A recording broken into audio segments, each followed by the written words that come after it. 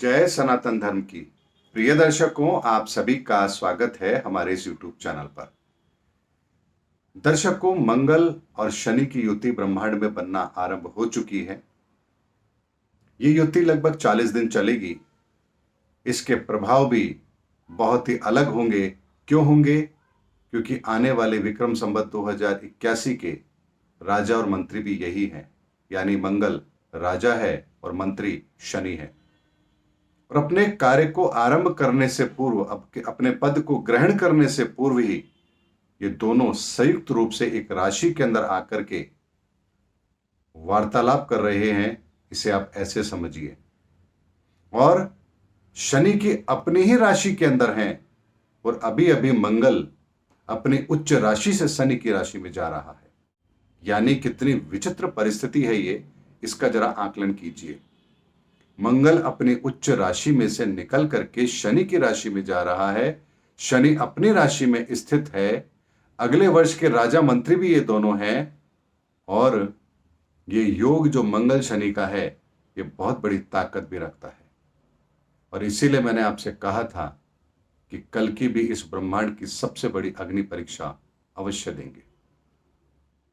लेकिन आपने कल्कि की परीक्षा तो ले ली, कल्कि तो अपनी परीक्षा दे रहे हैं, लेकिन अब नंबर आपका है।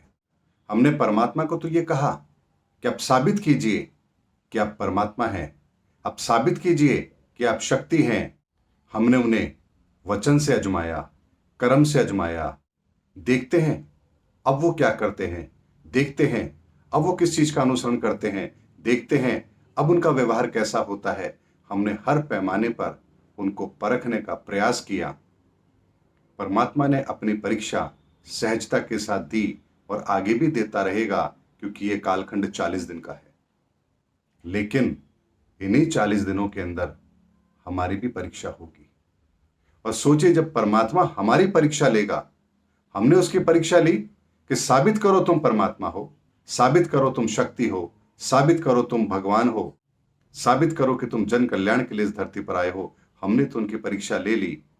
लेकिन वो जब हमारी परीक्षा लेगा कि साबित करो कि तुम मनुष्य हो, साबित करो कि तुम इंसान हो, साबित करो कि तुम आदमी हो, तब हमारा क्या होगा? वो हमारी परीक्षा खुद को प्रमाणित करने के लिए नहीं लेगा। वो हमसे ही पूछेगा, तुम तो मनुष्य हो ना, तुम तो इंसान हो ना, आदमी हो ना, अब अपनी परीक्षा देके साबित करो कि तुम इंसान हो। और इंसान को यदि खुद को यह साबित करना पड़े कि वो इंसान है, वो आदमी है, वो मनुष्य है, तो सोचिए कितना पीड़ादायक होगा। क्योंकि मनुष्य के तो बहुत सारे गुण होते हैं, इंसान के तो बहुत सारे गुण होते हैं, आदमी के तो बहुत सारे गुण होते हैं।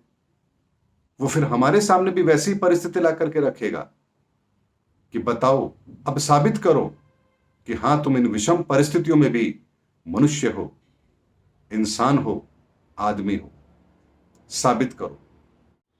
तब हम उन परिस्थितियों को देख करके विचलित होंगे। अरे, ये हमारे सामने ऐसे कैसे दृश्य आ गए? ये हमारे सामने ऐसा क्यों हो रहा है?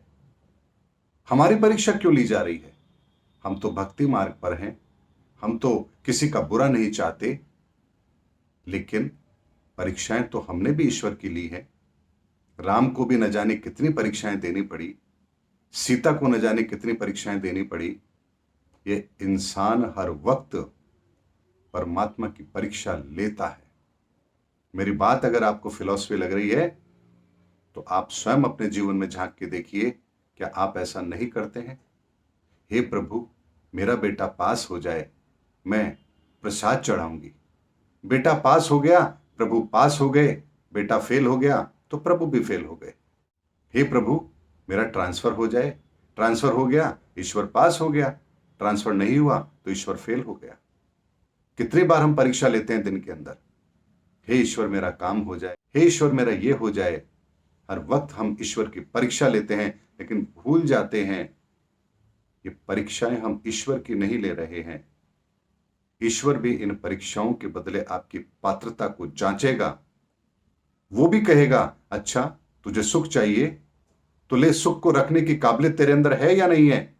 वो अब आपकी परीक्षा लेगा, पहले दुख देगा। अब आप साबित करिए कि आप सुख को भोगने के काबिल हैं। आप धनवान बनना चाहते हो, पहले वो आपकी ये परीक्षा लेगा कि आप इस धन को संभाल पाओगे या नहीं संभाल पाओगे। अब वो आपकी परीक्षा लेगा, पहले आपसे धन छीनेगा, आप विचलित हो जाएंगे, ये क्या हो रहा है मेरी जिंदगी के अंदर। अगर आप उस परीक्षा में पास हुए, तभी वो आपको वो सब कुछ देगा जो आप डिजर्व करते हैं, क्योंकि बिना पात्रता के ऊपर वाला किसी को कुछ देता ही नहीं है। जब वो स्वयं के लिए परीक्षा निर्धारित करता है, जब वो स्वयं को भी परीक्षा की अग्नि में झोंकता है, तो फिर हमको वो कैसे सब कुछ सहजता से दे देगा, क्योंकि ये परीक्षा लेने और देने का सिलसिला परमात्मा के साथ हमने शुरू किया है। परमात्मा ने हमारे साथ कभी शुरू नहीं किया।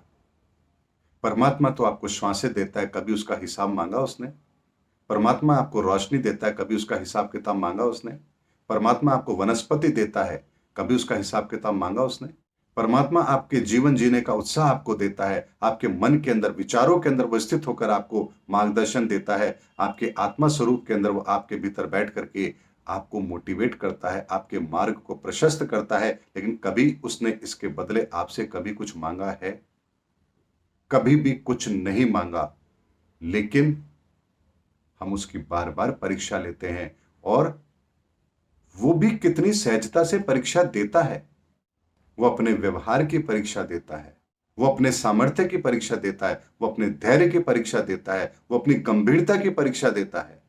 हर जगह वो परीक्षा देता है, और जब वो परीक्षा लेता है तो हम विचलित हो जाते हैं, क्योंकि परीक्षा देने और लेने का सिलसिला हमने शुरू किया है, किसी और ने नहीं किया है। इसीलिए ये जो 40 दिन का समय है, ये इस ब्रह्मांड के अंदर परमात्मा ने हम सब की परीक्षा और खुद की परीक्षा देने के लिए तय किए हैं, और यही 40 दिन अगले 1 वर्ष की रूपरेखा तय करेंगे। इसीलिए इस ब्रह्मांड के अंदर जो कुछ अभी इस समय पर घटित हो रहा है, ये बहुत ही विचित्र है। ये किसी के समझ में नहीं आएगा कि ये क्या हो रहा है, क्यों हो रहा है, और किस लिए हो रहा है। इसीलिए दर्शकों, अगला नंबर आपका है। परमात्मा स्वयं भी परीक्षा देगा और आपकी भी परीक्षा जरूर लेगा।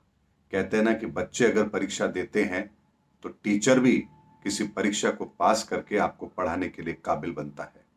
ऐसा नहीं है कि टीचर ने अपनी परीक्षाएं नहीं दी है, टीचर भी अपनी परीक्षा दे करके आता है। इसीलिए ये जो समय है, ये बहुत ही विकट है, और इस समय पर हर व्यक्ति के सामने रोज नई परिस्थितियों का निर्माण होगा, और ये रोज नई परिस्थितियों का निर्माण ही उसकी अग्नि परीक्षा है। देखना यह है कि कौन इस परीक्षा को पास करता है, कौन धैर्य रखता है, कौन क्रोध पर विजय प्राप्त करता है, कौन अपनी संवेदनाओं को नियंत्रित रखता है, कौन परमार्थ की भावना से अब भी कार्य कर रहा है, कौन है जिसके मन में अब संदेह के बादल नहीं है, कौन है जिसका विश्वास चट्टान की तरह अडिग है।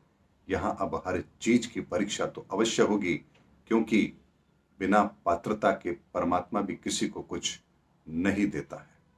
इसीलिए ईश्वर से बस एक ही प्रार्थना कीजिए, हे ईश्वर, परीक्षा लेने वाला भी तू है, परीक्षा देने वाला भी तू है, तेरा तुझको अर्पण क्या लागे मेरा।